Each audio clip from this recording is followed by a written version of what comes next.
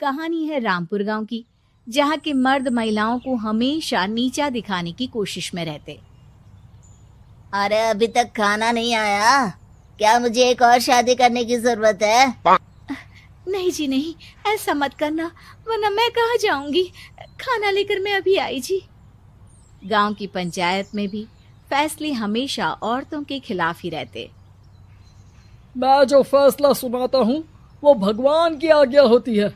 इस लड़के ने अपने मन से शादी करके अच्छा नहीं किया। लड़के को घर भेज दो और इसकी शादी इसकी जाति की किसी लड़के से करवा दो। लेकिन ये लड़की, इसे तो गांव के बाहर निकाल दो। नहीं नहीं जमींदार साहब, ये क्या बोल रहे हैं? ऐसा नहीं हो सकता। मेरी बेटी मासूम है, इसे अच्छे बुरे की समझ नहीं है। अरे कहाँ जाएगी ये बेचारी? कहाँ जाएगी? इतनी चिंता है तो पूरे परिवार का गांव निकाला कर देते हैं। बेचारे पूरे बसे बसाए परिवार को गांव छोड़ना पड़ता है। चाहे जो हो, अगर बेटियों को कंट्रोल नहीं कर सकते तो गांव में रहने का कोई मतलब नहीं है। यहाँ औरतों को दब कर रहना होगा। कोई भी अपने हिसाब से कुछ नहीं कर सकता, सब ईश्वर की मर्जी से ही होगा। तभी गांव का एक आदमी दौड़ा दौड़ा आता है। सरपंच साहब, जमींदार साहब, वो कालिया है ना, उसकी बेटी पढ़ने के लिए शहर जा रही है। अच्छा, ये कब हो गया? और कालिया की हिम्मत कैसे हो गई ऐसा करने की? लेकर आओ उसे और उसकी बेटी को। बस फिर क्या था, हाजिर हो जाते हैं कालिया और उसकी बेटी सरपंच के सामने। अरे कालिया, ये क्या सुनने में आ रहा है? बेटी को इंजीनियर बना रहा है तू? और ये बता, गांव में तो स्कूल नहीं है, फिर कहां से इतनी क्लास पास कर गई तेरी बेटी? राधा, जो कि कालिया की बेटी है, उसे लगता है कि सरपंच उसकी तारीफ कर रहे हैं। सरपंच जी, मैंने ऑनलाइन पढ़ाई की है, डिस्टेंस लर्निंग से।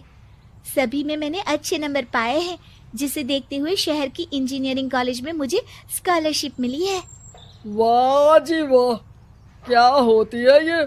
पहले तो ये बताओ, फिर आगे की बात करते हैं। पूरा गांव राधा की बात सुन रहा था और राधा बोलती जा रही थी। तो ऐसे मैं फ्री में एक अच्छी शिक्षा लेकर गांव में जो कुछ परेशानियां हैं, जैसे बिजली, पानी और इंटरनेट जैसी समस्याओं के लिए काम करूंगी। मैं गांव को शहर से जोड़ने के लिए पुल का निर्माण करवाने का प्रस्ताव रखूंगी। मुझे पूरी उम्मीद है कि जल्द ही हमारा गांव भी तरक्की की राह पर चल पड़ेगा। राधा की बात सुनकर सारे गांव वाले ताली बजाने लगते हैं। सरपंच को समझ नहीं आता कि वो क्या करे। चुप रह नादान लड़की, गांव के खिलाफ जाने के लिए तुझे गांव से बेदखल कर दिया जाएगा, वो भी पूरे परिवार के साथ। और हाँ, अगर ठीक से गांव में रहना चाहती है तो ये पढ़ाई लिखाई छोड़ दे। हम तेरे लिए गांव का कोई होनहार लड़का देखेंगे। तभी गांव का एक आदमी बोल पड़ता है। अरे नहीं नहीं सरपंच जी, राधा बिटिया जो बता रही है, अगर वैसा हो जाए तो हम लोगों को पैसा कमाने के लिए बाहर नहीं जाना पड़ेगा। हाँ जी, और ना ही कोसों दूर पानी के लिए भटकना पड़ेगा। हमारे बच्चे भी अच्छी पढ़ाई कर सकेंगे और आगे बढ़ेंगे, ना कि हमारी तरह खेती करते बैठेंगे। क्यों गांव वालों, राधा बिटिया का साथ देना चाहिए ना। सरपंच देखता है कि गांव राधा के साथ है तो वो चुप हो जाता है। वो घर आकर अपने सलाहकार से बात करता है, जो बहुत ही चालाक किस्म का इंसान होता है। अरे सरपंच साहब, आपको बहुत ही होशियारी से काम लेना पड़ेगा। एक बार गांव तरक्की कर गया, यहाँ के बालक पढ़ लिए तो कोई ना पूछेगा आपको। और फिर ये जो बेटा और बेटी है ना आपके, इनको भी आम लोगों की तरह ही जीवन जीना होगा। हाँ, लेकिन करे तो क्या करे? वो ना आप मुझ पर छोड़ दीजिए, बस मैं जैसा बोलूं करते जाइए। अगले रोज सुबह जब गांव वाले सोकर उठते हैं तो राधा के घर के बाहर और साथ ही वो लोग जिन्होंने राधा का सपोर्ट किया था, उनके घर के आगे लाल रंग से कल आऊंगी लिखा होता है। कल आऊंगी, यह क्या होता है? अरे यह तो खून से लिखा है, लगता है कोई भूत प्रेत या चुड़ैल का साया है। चलो सरपंच जी के पास चलते हैं। सभी सरपंच के पास जाकर उसे सारी बात बताते हैं।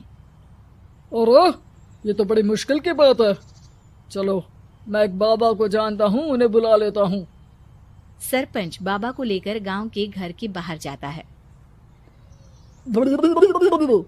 ओहो, तो ये वो चुड़ैल है जो उन लोगों को निशाना बनाते हैं जो गांव को बदलने का सपना देखते हैं। वो गांव को ऐसे ही संपन्न देखना चाहती है, वो नहीं चाहती कि कोई बाहरी यहाँ का कायाकल्प करे। क्या तुम लोगों में से किसी ने गांव को बदलने की सोच रखी है? तभी राधा की माँ रोते रोते आती है। मेरी राधा घर से गायब हो गई है। अरे कोई तो बचाओ, मेरी बच्ची कहाँ गई?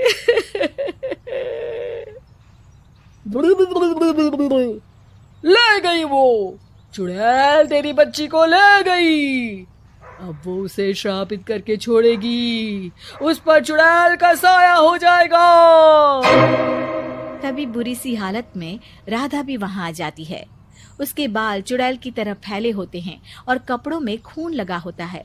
सभी राधा को देखकर डर जाते हैं। माँ, पता नहीं मुझे कौन उठा कर ले गया था। अरे दूर दूर हो जा चुड़ैल, अब हम लोग इस गांव में नहीं रुकेंगे। अरे कैसे बातें कर रहे हैं आप?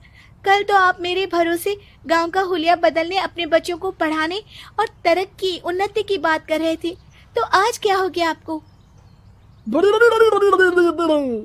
ये फिर तुम लोगों को बहकाएगी। ये चुड़ैल गांव में आ चुकी है, ऐसे ही ये तुम्हारे घर के बच्चों को भी ले जाएगी। गांव वाले राधा को गांव से बाहर निकाल देते हैं। उसके माँ बाप रोते रहते हैं, लेकिन गांव वाले नहीं मानते। मैं भी अपनी बहन के साथ गांव के बाहर रहूंगा, लेकिन वो पढ़ाई नहीं छोड़ेगी। वहीं सरपंच के घर पर सलाहकार कहता है।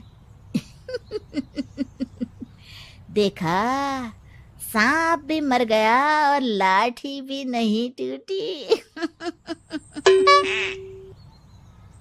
लेकिन अगले ही दिन सरपंच के घर के बाहर भी वही शब्द लिखे होते हैं। और फिर सरपंच की बीवी कहती है, हमारी बेटी को किसी ने अगवा कर लिया है। तभी राधा का भाई वहां आ जाता है। अरे गांव वालों, मैंने सरपंच जी की बेटी को देखा था। वो चुड़ैल उसे उठाकर ले जा रही थी। अरे क्या मजाक कर रहे हो? नहीं नहीं सरपंच जी, आप नहीं जानते। वो चुड़ैल अब आपकी बेटी में आ जाएगी, जैसे राधा के अंदर आ गई थी। तभी सरपंच की बेटी वैसी ही हालत में वहां आती है जैसे राधा आई थी। पापा, पता नहीं कैसे मैं गायब हो गई थी। चुड़ैल, इसके अंदर भी चुड़ैल का साया है, मारो इसे। अरे नहीं नहीं, इसे भी राधा के पास गांव के बाहर ही भेज दो। अरे चुप रहो, मेरी बेटी कहीं नहीं जाएगी और चुड़ैल वुड़ैल कुछ नहीं होता है। अरे कैसे बात कर रहे हो सरपंच जी? आप तो बोल रहे थे कि आपका फैसला भगवान का ज्ञान होता है, तो अपने पर बात आई तो अब आप ऐसे बोल रहे हैं। अरे ना ना ना, आपको अपनी बेटी को त्यागना ही होगा। अरे बुलाओ बाबा को। राधा का भाई बाबा को ले आता है, जिसे अब गांव वालों के डर के कारण सच बोलना पड़ता है। मैं कोई बाबा नहीं हूँ, मैं तो मोची था। ये सलाहकार महोदय ने मुझे कहा था एक्टिंग करने को। अब वो मुझे पैसे देने वाले हैं। अब मुझे माफ कर दो। गलती हो गई, मुझे माफ कर दो। तभी वहां राधा आ जाती है।